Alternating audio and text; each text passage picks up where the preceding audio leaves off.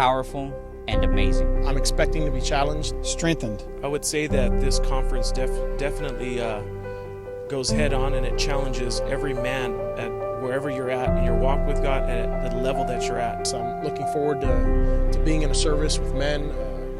As iron sharpeneth iron, so does a man, sharpens another man's countenance. Just learning about how to be a man of God, like how to control ourselves in the ministry, and how to uplift ourselves, and how to work in the ministry. I was going through some times in changes in my life, in the state of my life, and every question that I had, the men's conference pretty much summed it up in the 3 days that I was there. After men's conference, I would say that it became more clear the role of me as a man of God, as someone that God has designed to be a head of a home, to be a father to my children.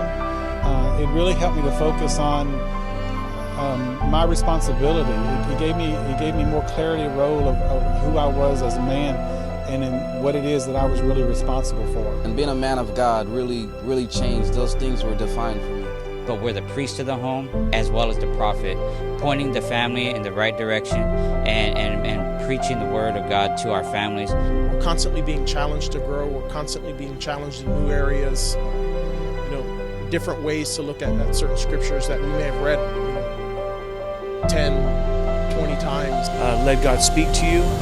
Let God deposit His word.